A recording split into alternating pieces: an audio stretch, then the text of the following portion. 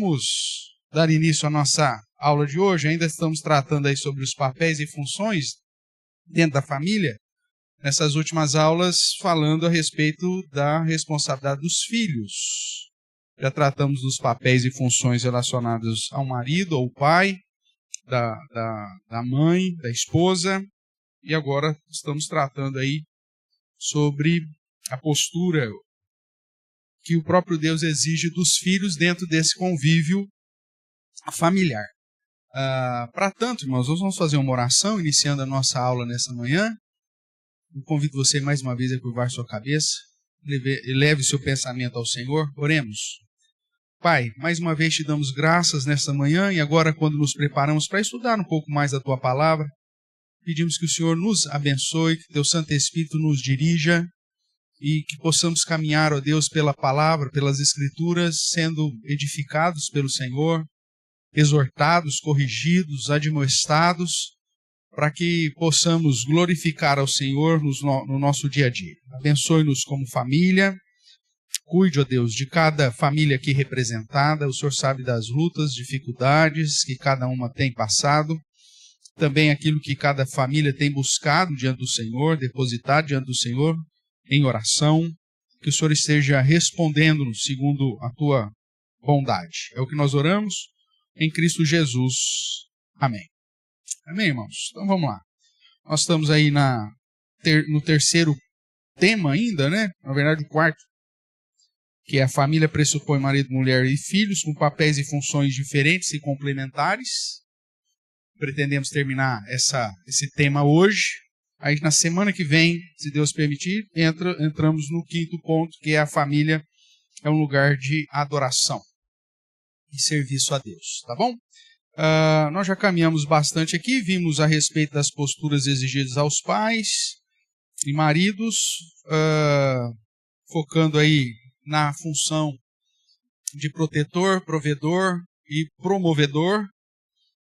Depois vimos também a ideia das esposas, com todos os papéis aí, posturas, funções exigidas, culminando nos 3 As, né?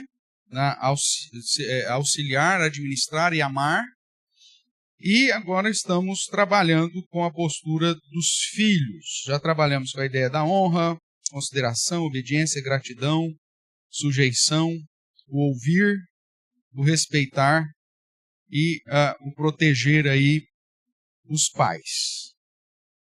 Nós vamos relembrar alguns versos bíblicos aqui e, na sequência, então, caminharmos aí para os outros pontos que nos restam. Ok? Abra sua Bíblia inicialmente, lá no Salmo 127. Vamos relembrar esse texto que nós já lemos, mas que é importante para a sequência aqui do nosso estudo sobre as posturas exigidas aos filhos. O Salmo 127, nós vamos ler aí do 3 ao 5, que nos diz assim: herança do Senhor são os filhos, o fruto do ventre, o seu galardão. Como flechas na mão do guerreiro, assim os filhos da mocidade. Feliz o homem que enche deles a sua aljava, e não será envergonhado quando pleitear com os inimigos à porta. Irmãos, nesses versos aqui desse salmo, desse cântico de romagem, né, um cântico de Salomão, nós vamos ver alguns preceitos relacionados à vida familiar, tanto no Salmo 127 quanto no Salmo 128, nós temos um padrão aí expresso, né, da vida familiar. Talvez o Salmo 128 vai nos chamar a atenção também, talvez mais dos pais, né, pela postura de ensinar, de manter os filhos à roda da mesa e cuidar da família de um modo geral. Mas aqui no Salmo 127, além de apresentar que os filhos como herança, como bênção, como alvo aí da benevolência de Deus sobre as famílias, e ainda mais dentro de um contexto, quando foi escrito, que é um contexto onde há a necessidade de famílias grandes para manutenção, para proteção, para o cuidado da própria casa, era necessário, né?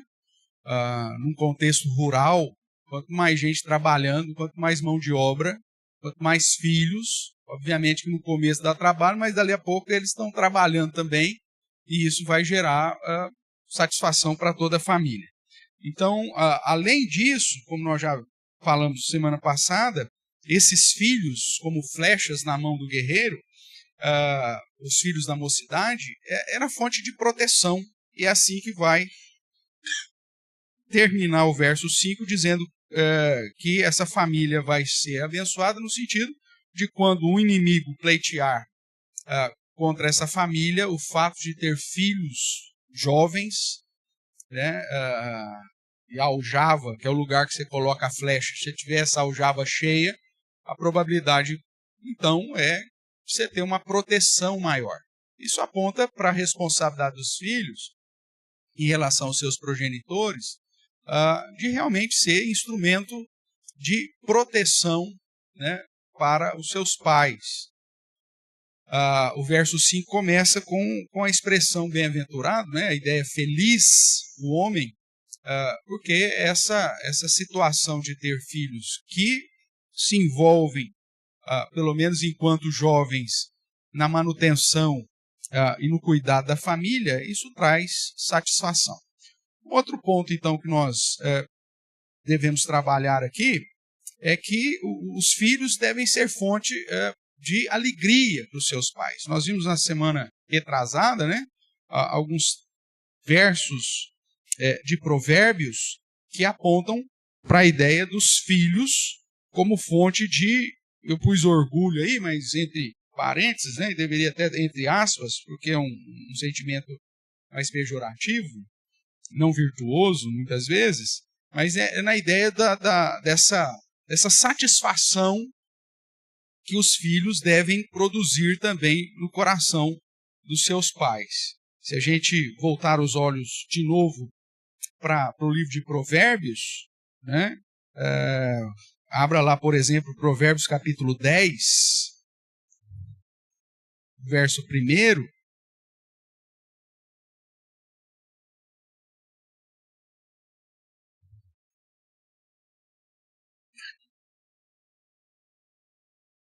Você vai encontrar aí provérbio de Salomão. O filho sábio, o que ele faz?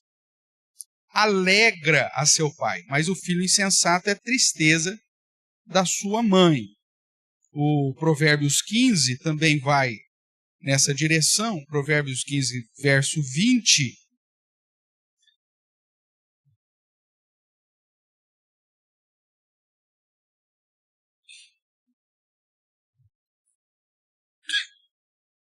Que diz assim: o filho sábio alegra seu pai, mas o homem insensato despreza a sua mãe. Então nós vemos que, de certa forma, já vimos esses outros textos, mas a ideia de que a responsabilidade dos filhos é gerar satisfação no coração dos seus pais, é gerar orgulho, ou seja, é gerar alegria, né?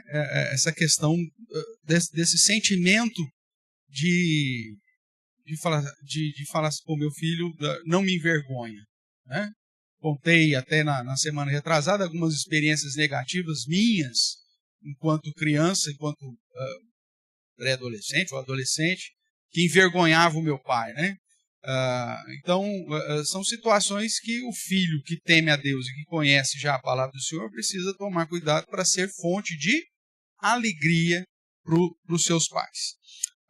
Relembrando ainda mais um ponto, nós vemos que dentro dessa ideia geral, espera-se que os filhos sejam instrumentos para abençoar a vida dos pais, não só como herança vinda do Senhor, não só como galardão, né, da sequência e da ação da bondade de Deus sobre a família, mas também na perspectiva de ser aquele que vai estender a mão e socorrer, principalmente na velhice. Vamos dar uma olhada lá em Tito, capítulo 1. Ou melhor, vamos em Efésios capítulo 6, que vai chamar a atenção da responsabilidade aí dos filhos em obedecer.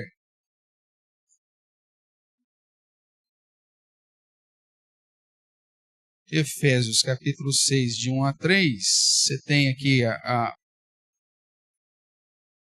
ordem, mais uma vez focando a ideia da consideração, da honra, da obediência, né? Vai dizer: filhos, obedecei a vossos pais no Senhor, pois isso é justo. Honra o teu pai e tua mãe, que é o primeiro mandamento com promessa, para que te vá bem e sejas de longa vida sobre a terra. Então, essa postura de obediência, de honra, ou seja, de exercer as funções para gerar alegria, satisfação nos pais, é uma ação, irmãos, que gera benefício para o próprio filho, que gera a aplicação das promessas de Deus na vida do próprio filho. Então, o filho sábio, ele alegra o seu pai, ele abençoa o seu pai, ele é fonte de proteção, né, de satisfação, não simplesmente para agradar o pai porque o pai merece, ou agradar a mãe porque a mãe merece, mas até na perspectiva de que, diante de Deus, o fazer isso vai gerar a aplicação da promessa do próprio Deus na vida dele. Nós vamos para a carta de Paulo a Timóteo. Você vai ver muitas posturas relacionadas aí ao exemplo do próprio Timóteo, que são aplicadas, obviamente, a filhos. Mas quando você vai para Tito, nós vemos da responsabilidade desses filhos andarem da maneira correta. Então veja lá, Tito, capítulo 1, verso 6.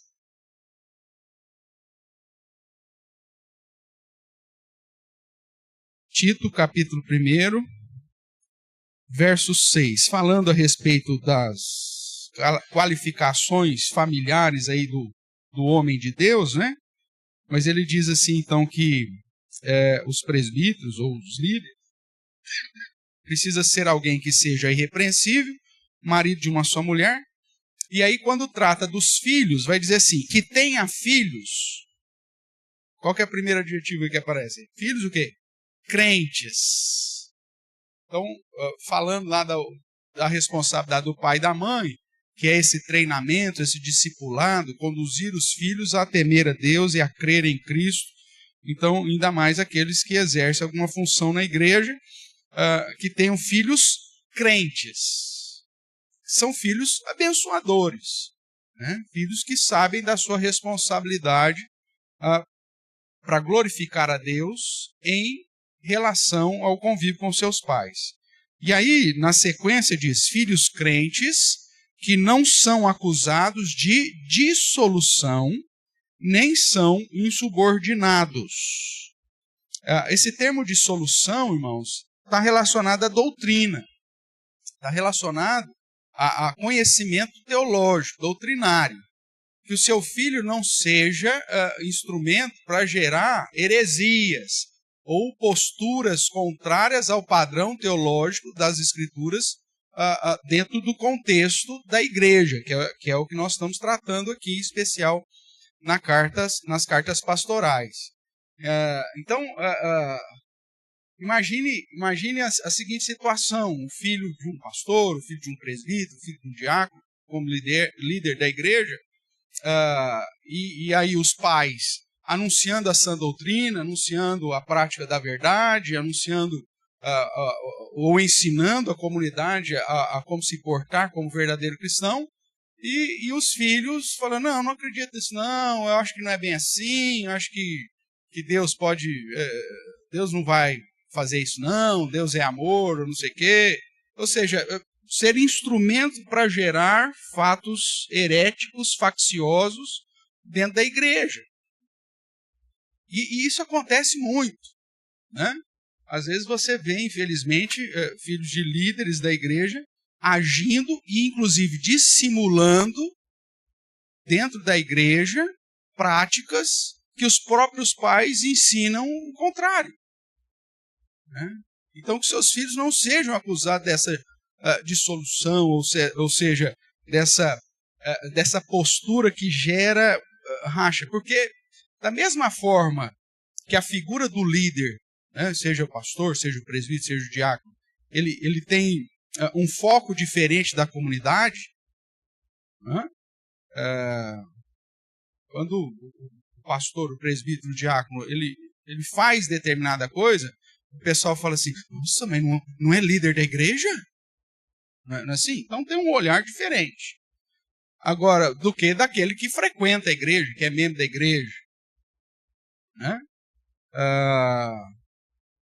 Se você tem um membro da igreja que vira na contramão na igreja, né, que é só um pedacinho, pastor, só um pedacinho. Aí só nesse pedacinho, de pedacinho em pedacinho, você vai dando mau testemunho, né? Mas é só um pedacinho. Aí você vai, vira. Você é um membro da igreja e fala, pô, cara miserável, rapaz. Na frente da igreja, dando mau testemunho para os vizinhos, todo mundo vendo e tal. Agora vai eu fazer isso aí. Hã? Chega o pastor, vem, vira lá e para aqui.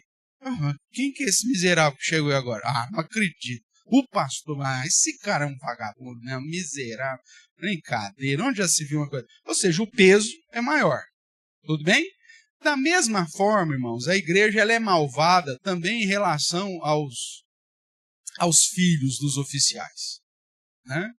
O seu filho pode fazer a malcriação que for. Aí você fala assim, é criança, pastor. A gente tem que ter calma com as crianças. Agora, vai o filho do pastor fazer birra na igreja pra você ver. Como que vai ser? Credo? Filho do pastor? Nossa! Um demônio! Tudo bem? O seu não é criança, tem que ter paciência, né? Você é meu filho, criança, Juninho. Tá. Mas o outro, filho do presbítero, é filho do presbítero.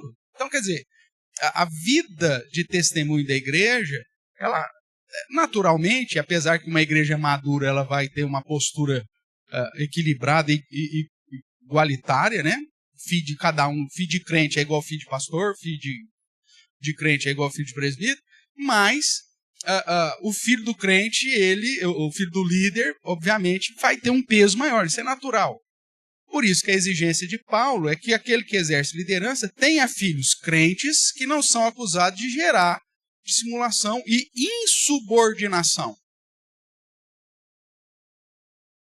A gente sabe, né? Filho malcriado faz a gente passar vergonha. É isso que Provérbios vai nos ensinar, assim, exaustivamente.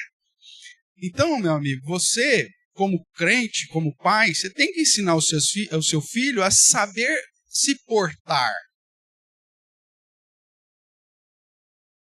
E isso desde cedo.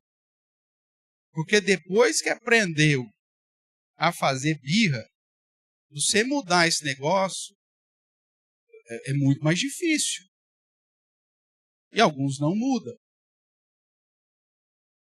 Ele vai aprender a te ludibriar. Tanto que na igreja é uma coisa, fora da igreja é outra coisa. É lógico que isso depende da ação do Espírito Santo de Deus, da conversão desse filho, obviamente, né? Porque você pode também, como pai, como mãe, fazer a sua parte, né? Fazer as amarras direitinho, né? Para bom bonsai, né? Você vai amarrando para dar o direcionamento certinho que você quer dar. Você pode fazer tudo isso, mas chega uma hora, meu amigo, que lá fora, que não tem as amarras, ele acaba virando para o outro lado. Então, às vezes você faz certo e mesmo assim o resultado não é o que você espera.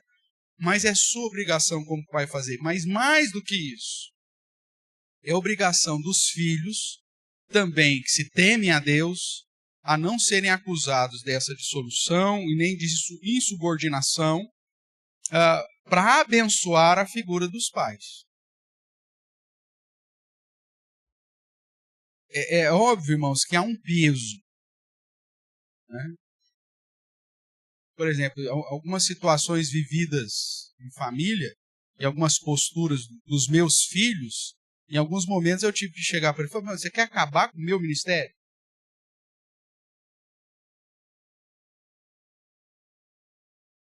porque um filho de um pastor, a filha de um pastor, pelo menos enquanto está debaixo da sua asa no sentido de educação, então vamos colocar dentro da nossa cultura até 18 anos, depois que fez 18 anos é dono do nariz, mesmo que ainda é dependente nosso, mas vai tomar suas próprias decisões e se fizer a escolha errada, já é membro comungante da igreja, leva a burdoada sozinho e pronto, acabou. Não é assim que funciona dentro da nossa instituição? O miserável fez profissão de fé e fez 18 anos, que é mesmo com profissão de fé, mas é menor, a responsabilidade continua sendo do pai. Tanto é que, meu filho já fez profissão de fé, tem 12 anos, fez profissão de fé. Tudo bem. Mas se ele apronta qualquer coisa dos 12 aos 17, quem que vai ser disciplinado? O pai. Ele e o pai.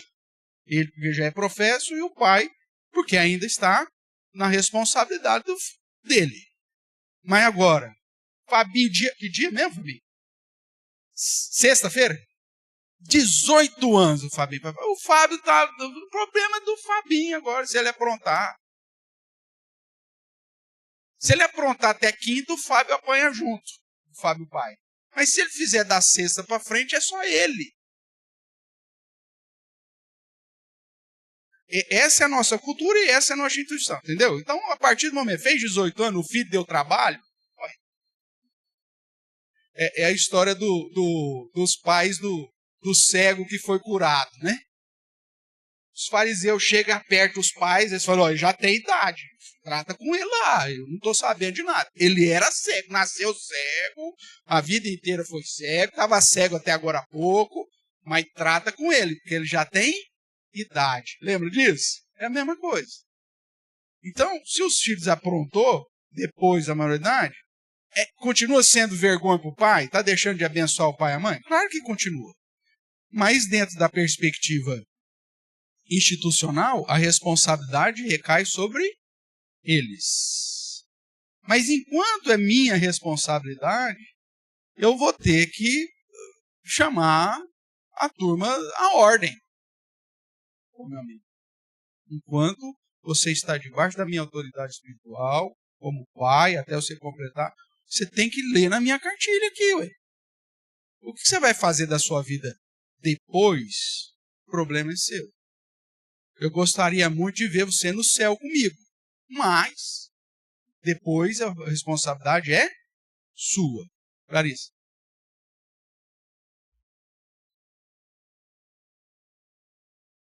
Não, a dependência. O filho vai.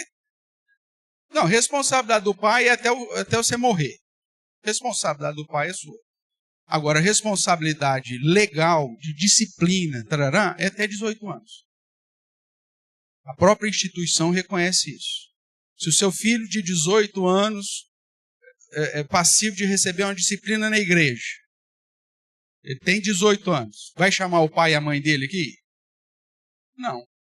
Então, a instituição reconhece que você tem uma responsabilidade disciplinar sobre o seu filho até os 18.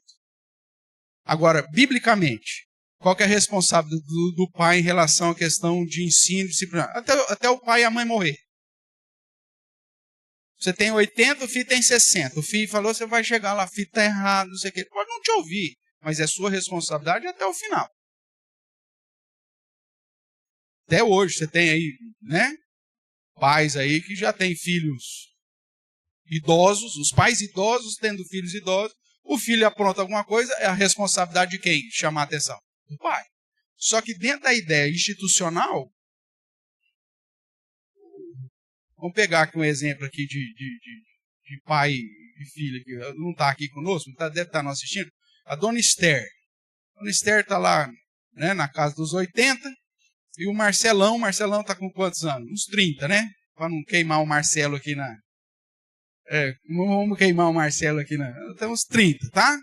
Você sabe muito bem que não é. Só que não, né? Como diz os 30, só que não. Aí, você acha que a dona Esther não puxa a orelha do Marcelo até hoje? Ainda mais a dona Esther.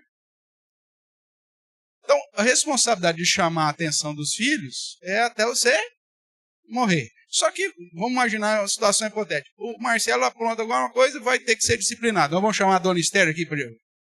Não, a dona Esther vai ficar tranquila na casa dela, vai chamar o Marcelo aqui e dar a bucha no Marcelo. Tudo bem? Então, existe uma perspectiva de responsabilidade dos pais, não acaba nunca, mas dentro da perspectiva legal, nenhum pai, depois do filho de 18 anos, vai ser chamado à disciplina porque o filho fez determinada coisa. Vai. Então, institucionalmente, é assim que vai ser aplicado. Não sei se respondi. Tá? Então, tranquilo. Aí, um outro texto que eu quero chamar a sua atenção. Volta um pouquinho aqui para Timóteo. 1 Timóteo capítulo 5.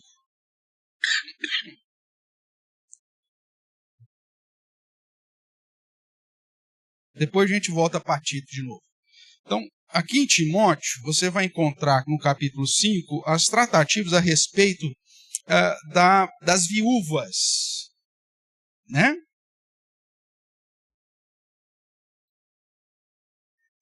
Então, você vai ver aqui várias instruções relacionadas à viúva, mas um dos princípios que Paulo vai apontar é que a responsabilidade dos filhos em cuidar dessa viúva, de abençoar. Mesmo que você tenha a sua vida, o pai morreu, deixou a mãe viúva, a responsabilidade sua. Então vamos dar uma olhada aqui, ó. Verso 3, honra as viúvas verdadeiramente viúvas. Ele vai explicar quem essas são verdadeiramente viúvas. Não é viúva de marido vivo. Ele vai explicar o que esse termo verdadeiramente viúva significa. Ele diz, mas se alguma viúva tem o quê? Tem filhos ou netos, que estes aprendam primeiro a exercer piedade para com a própria casa e a o quê? Recompensar os seus progenitores, pois isso é aceitável diante de Deus. Então, a responsabilidade de proteger, de satisfazer, de abençoar os pais são dos filhos e, na falta de um, no caso da viuvez, até mesmo dos netos. Isso é justo diante de Deus. Então, da mesma forma que os pais têm a responsabilidade de proteger, prover, né, e promover o bem-estar da família, da criança, na velhice, o negócio muda. E ainda mais num contexto específico de necessidade, que é a questão da viuvez. Só que não só a viuvez, o contexto apresenta a ideia, seus progenitores estão passando por necessidade, quem vai cuidar? Filhos, e se tiver netos, os netos. A junta diaconal da igreja, segundo Paulo, tem responsabilidade para socorrer aquelas que são verdadeiramente viúvas, ou seja, que não têm filhos. Esse era o contexto. Quem não tem filho, então a igreja socorre. Mas quem tem filho, tem neto, o filho e o neto se vira, para não sobrecarregar. Então continue a leitura aí. Aquela, porém, que é verdadeiramente viúva e não tem amparo, espera em Deus e persevera em súplicas e oração noite e dia. Entretanto, a que se entrega aos prazeres, mesmo viva, está morta. Prescreve, pois, essas coisas para que sejam irrepreensíveis. Ora, se alguém não tem cuidado dos seus, especialmente dos da própria casa, tem negado a fé e é pior que o descrente. Aí Paulo continua dando instrução aqui para a junta diaconal, né? Não seja inscrita, senão viúva, que conte ao menos 60 anos de idade e tenha sido esposa de um só marido. Seja recomendada pelo testemunho de boas obras, tenha criado filhos, exercitado hospitalidade, lavado os pés aos santos, ou seja, servido à igreja, socorrido a atribulados, e se viveu, na prática zelosa de toda boa obra. Irmãos, isso aqui é um princípio que a igreja cristã influenciada pelo espiritismo kardecista tem esquecido. Né? Porque a igreja cristã influenciada pelo espiritismo fala assim, faça o bem sem olhar. Isso não é princípio cristão, isso é princípio kardecista. Porque eles esperam que fazendo o bem sem olhar para quem, eles vão evoluir na próxima vida, eles vão ter uma vida melhor. Não estão fazendo isso porque são bonzinhos, não. Estão fazendo isso porque quer voltar numa próxima vida reencarnado numa situação melhor do que eles têm agora. É mérito. Eu vou fazer o bem sem olhar quem, porque lá, quando eu voltar na minha reencarnação, eu vou ter uma vida melhor do que eu estou tendo nessa, porque eu fui bonzinho. Então, não são bonzinhos que são bonzinhos. Se não tivesse a crença da reencarnação e a possibilidade de voltar a uma vida melhor, o cara vai fazer bem para ninguém. Porque o coração do homem é mau. Tudo bem? Então, mais a perspectiva cristã de ajudar é você observar o histórico da pessoa. Por quê? Porque o cara plantou a vida inteira safadeza, vida promíscua, o cara não cuidou de nada, o cara não se precaveu de nada, não teve um mínimo de zelo, de administração, não sei o quê, fica velho. O miserável fica velho, não morre a desgraça, não morre. O cara fica velho. Aí chega para a igreja, não tem uma aposentadoria, não tem uma casa para morar, não tem um gato para puxar para o rabo, vivi a vida na promiscuidade, estou com doença sexualmente transmissível, o que a igreja vai fazer por mim? Orar por misericórdia. Mas não dá para me sustentar? Não dá para sustentar. Pastor, mas cadê o amor cristão? Olha, o amor cristão. Eu vou ajudar o cara que trabalhou a vida inteira, que cuidou, que serviu e que por um momento passou por uma situação e agora está na velhice, precisa de ajuda. Opa, essa é a minha responsabilidade de ajudar. Parece soar não cristão, irmãos, mas é cristianismo. Veja aí qual que é o padrão. Não seja inscrita. Verso 9. A viúva que contém menos de 60 anos, que tenha sido esposa de um só marido, não seja recomendada, ou melhor, seja recomendada pelo testemunho de boa obra. Como que ela viveu a vida dela? Boas obras. Criou seus filhos? Criou. Exerceu hospitalidade? Exerceu. Lavou os pés do santo? Lavou. Não é de imagem aqui não, tá? Socorreu o atribulado na vida dela? Socorreu. Viveu na prática zelosa de toda boa obra? Sim. Ótimo. Então essa aí nós vamos ajudar. E a que viveu a vida tranqueiramente, aproveitando a vida, que eu quero é curtir, viu, pastor? Eu quero curtir, tarará. Aí ficou velha, abandonada, largada, né? Nunca pagou previdência, nunca cuidou de nada da vida, não sei o quê. E agora?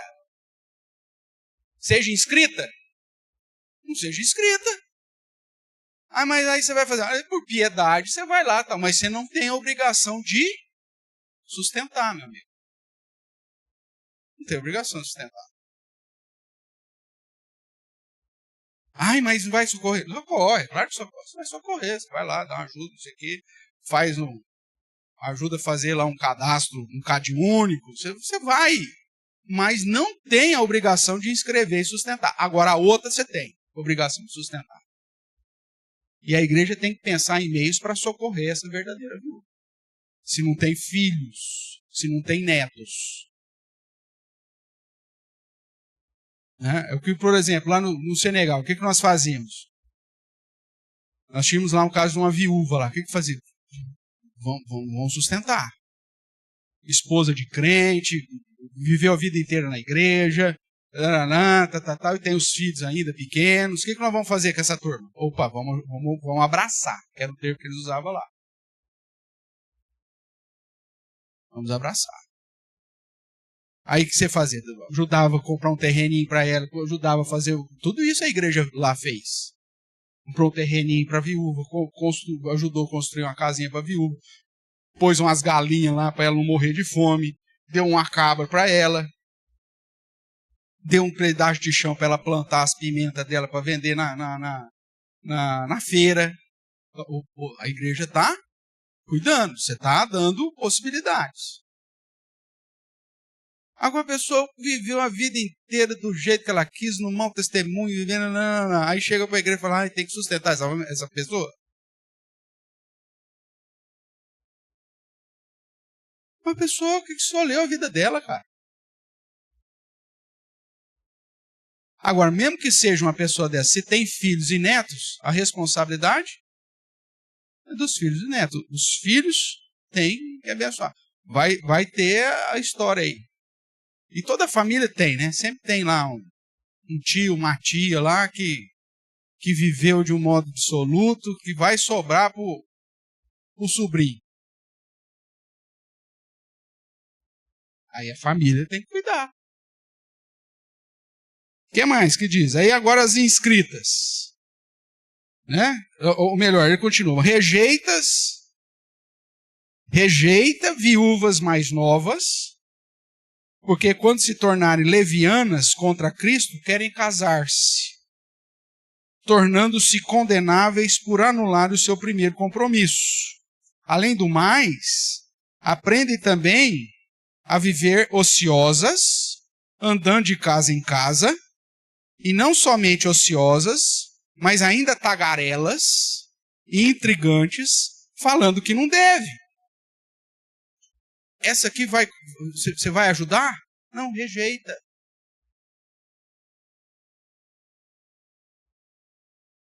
Rapaz, tem mulher que a igreja de Matão já viveu uma situação dessa. Eu ajudava lá.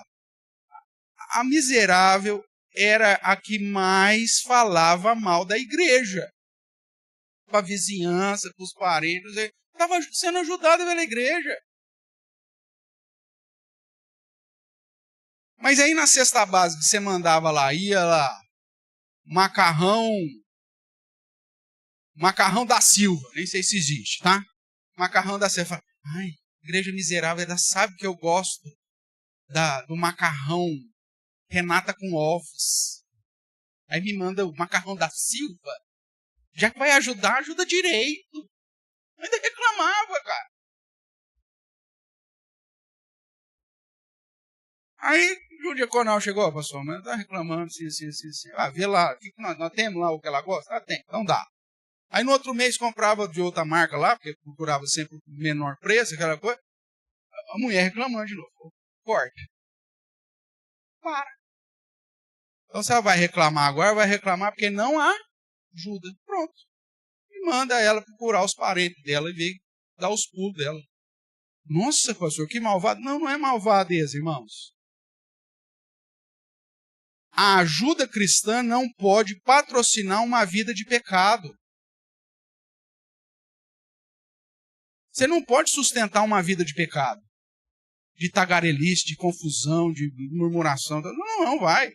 Se o cara quer ser pecador, que ele banque o próprio pecado dele. Agora a igreja vai bancar isso?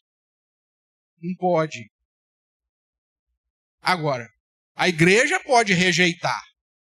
A igreja pode criar critérios. Mas o filho e os netos, não. Vai ser o progenitor, por mais tranqueira que ele seja.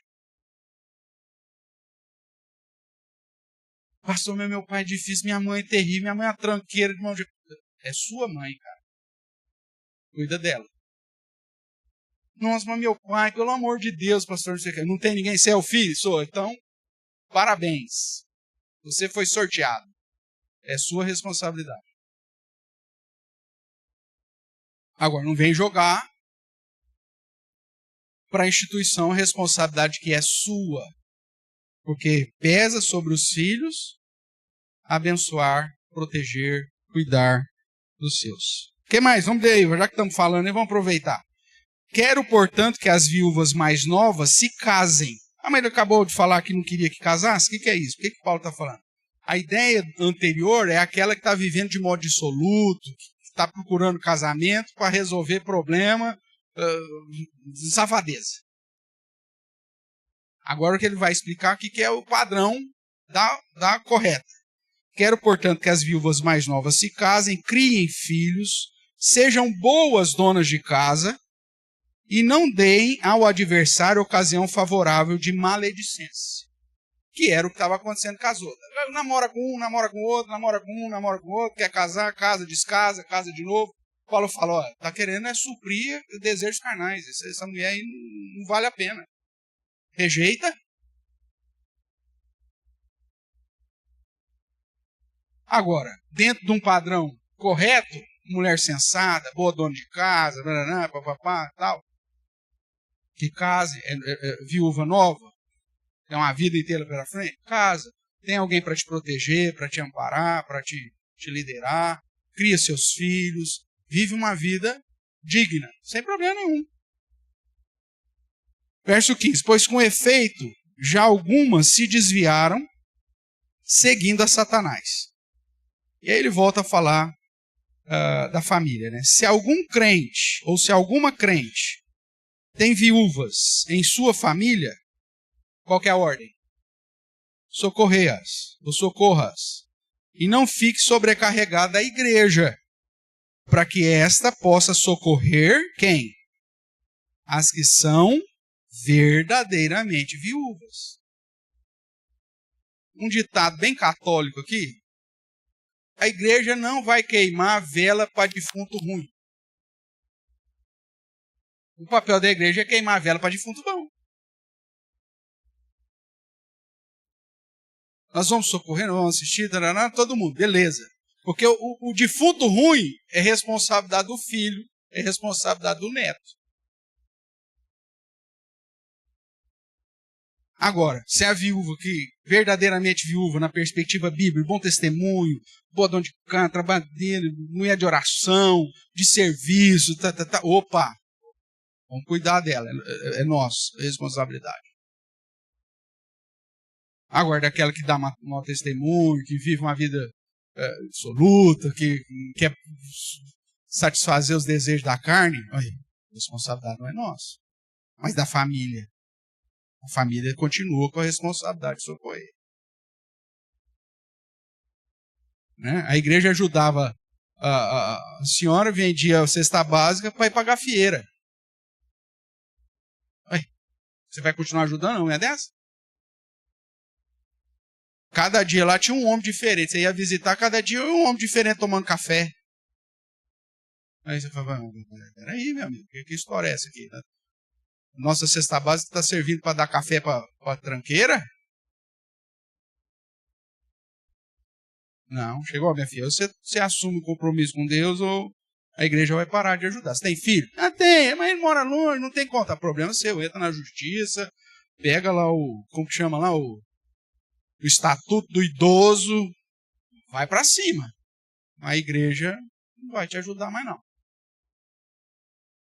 Porque a responsabilidade é dos filhos. Tudo bem? Pastor, isso choca a gente. Mas é isso mesmo. Você acha que Paulo, quando escreveu isso aqui, o pessoal falou, nossa, que coisa linda? Não, chocou. Por quê? Porque a igreja, irmãos, ela é instrumento, não para dividir quem vai para o céu e quem não vai, mas ela é instrumento de apontar a beleza e a pureza do próprio Deus. Se a gente começa a ajudar e a manter práticas pecaminosas, olha, que testemunho a igreja está dando?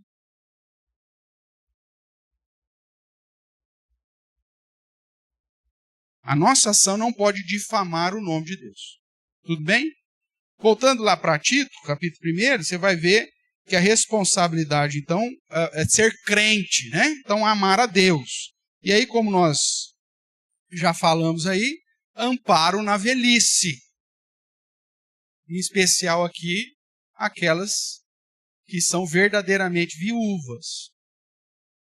Veja que a Bíblia faz uma distinção clara de que a responsabilidade, independente se o seu pai é bom, se não é, se a sua mãe é boa, se não é, a responsabilidade do cuidar é dos filhos e dos netos. Opa, mas até pro neto sobrou pro neto. Vai. Bem, fazer o quê? E hoje, inclusive, legalmente falando, existe um estatuto lá que coloca a responsabilidade sobre os filhos e netos.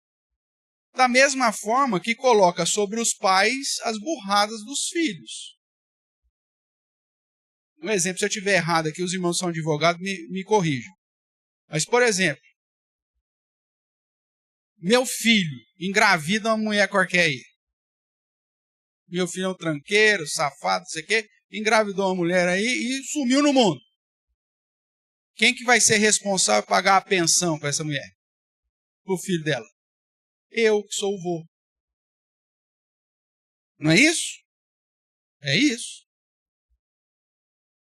Aí você fala assim, mas meu filho que aprontou, o filho dele. O cara sumiu no mundo, meu amigo. A responsabilidade é sua. É seu filho? É, meu filho. Então esse é seu neto? É seu neto. Então paga. E eu não sei como que funciona, mas se o vô não pagar, também vai para o xilindró? Vai para o xilindró. Olha aí que maravilha. E, olha aí, tem que penhorar os bens. Então, responsabilidade numa mão, responsabilidade na outra mão também. Passou, aqui na nossa legislação, 65 anos, os idosos. 60 já? Cada dia mais novo esses idosos.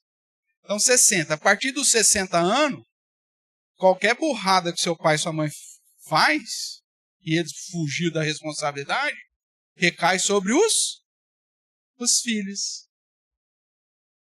Porque, por isso que é importante. Às vezes é bom, importante você trazer os velhinhos para perto de você, cara. Porque se você deixar esses velhos soltos, ainda mais essa geração dos velhos fitness, meu Deus do céu! Hã? Você vai estar louco. Então, traga os velhos para perto, traz para a igreja, fala de Jesus para esses velhos, porque é responsabilidade dos filhos cuidar deles. Tudo bem? Tá bom. Então, esse apoio, né? Olhando para os outros textos que nós lemos lá em Provérbios, né, 19, 15, 17, tal, a ideia é você não ser alvo de vergonha para os seus pais. Isso aqui, talvez, se você entender isso aqui, vai facilitar todos os outros pontos. Eu não posso ser instrumento de vergonha na vida dos meus pais. Pega, por exemplo, vamos ver aqui, acho que Provérbios 13, nós já lemos, vamos ver se esse aqui é o, senão eu já acho rapidinho aqui. Provérbios 13, verso 1. Não é bem esse, fala do escarnecedor não atende à repreensão.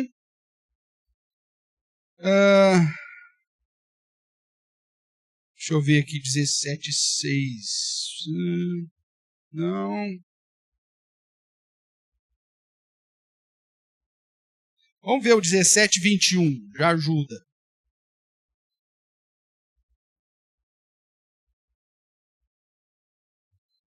Achou aí? Provérbios 17, verso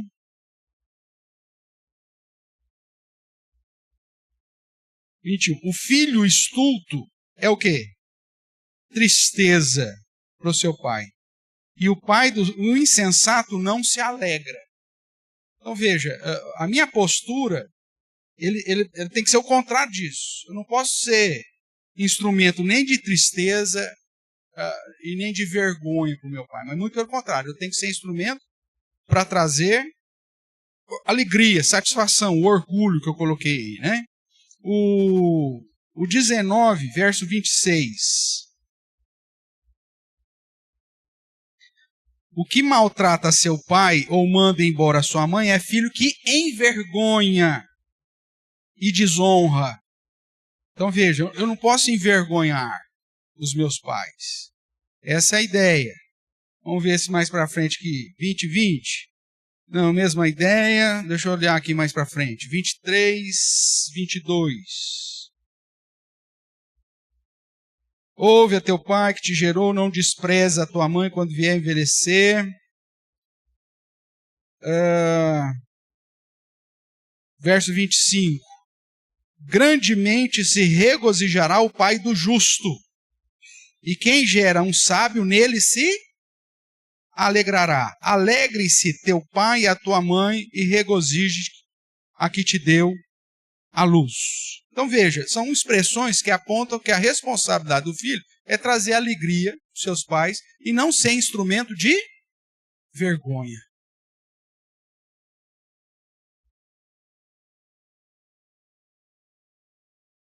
Existem situações icônicas no mundo, irmãos,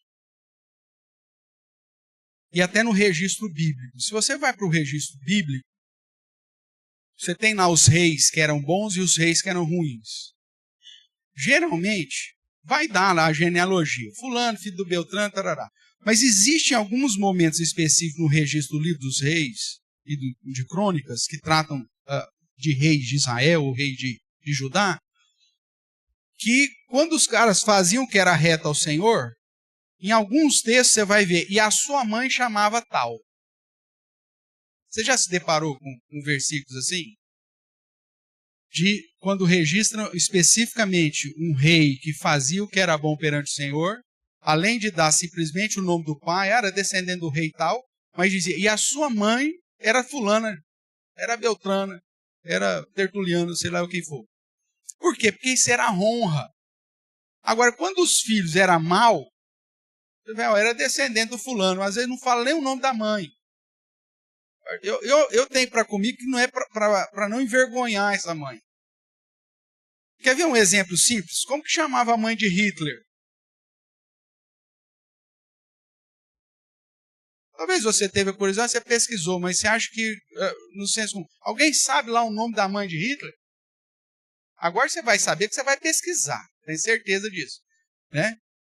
Mas na história não se coloca o nome da mãe de Hitler. Eu acho que é uma preservação, né? Já pensou? E outra, ia queimar o nome, né? Ninguém mais ia querer pôr esse nome em fia nenhuma. Porque senão fala lá o nome tal, aí você fala assim, era o nome da mãe de Hitler. Aí pronto, já acabou com a vida da pessoa. Alguém pesquisou rapidinho que eu sei isso? Saiu aí? Não é? Então tá bom. Mas depois você pesquisa lá. Mas não faz. Agora, deixa eu te falar. Provavelmente alguém que sabe. Qual que era o nome da mãe de Santo Agostinho? De Agostinho de Hipona. Então você tá ruim mesmo. Se você não sabe, você tá ruim de história, você tá ruim de história da igreja, e olha, tá difícil. Não sabe? Mônica. Quem falou? Patrícia lá. Aê, Patrícia. Inclusive, fala das orações dela em favor do seu filho, porque Agostinho, você sabe, que Agostinho, antes de se converter, era um tranqueira de marca maior. Né? E aí, fruto das orações, do testemunho, da pregação da sua mãe. Mas, geralmente, quando você tem um filho que tem uma repercussão, geralmente também se exalta o nome do pai e da mãe, não é assim? Era filho do fulano da Beltrano. Agora, quando é tranqueira, ninguém nem quer saber o nome do pai e da mãe, até para preservar o pai e a mãe. De quem? Aí achou o nome dela? Coitada da Clara. Chamava Clara. Com K? Porque era lembra. Então, Clara com K. Então, veja só. Uma mulher dessa gerou um homem das trevas daquele. Mas você já tinha ouvido falar desse nome? Que era o nome da mãe dele? Nunca ninguém tinha falado. Porque a gente só fala o nome do pai e da mãe quando o filho dá orgulho. Quando o filho traz alegria. Isso aconteceu, inclusive, com Cristo. Porque Jesus estava lá no seu ministério terreno, uma das mulheres falou, bendita sua mãe que te gerou, o ventre que te gerou. Aí Jesus já acaba com a conversa e tal. Mas é natural. Quando você tem um filho, né, que gera alegria, que gera orgulho, que tem um reconhecimento, aí fala, mas quem que é sua mãe?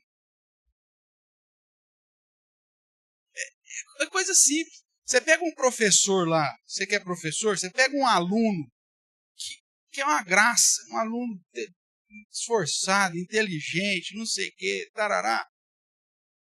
O professor chega no final do ano, ou na reunião dos pais, ele faz questão de conversar com o pai dos bons alunos ou com os maus alunos? Você que é professor. Ele tem que conversar com os maus, é uma obrigação, vai ter que falar.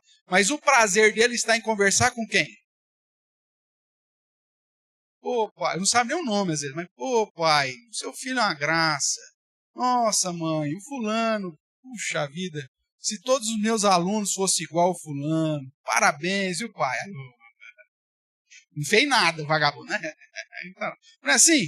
Porque se o filho é bom, gera alegria para o pai, gera alegria para a mãe. Agora você chega lá, a professora, pai, eu preciso conversar com o senhor em particular. Já era.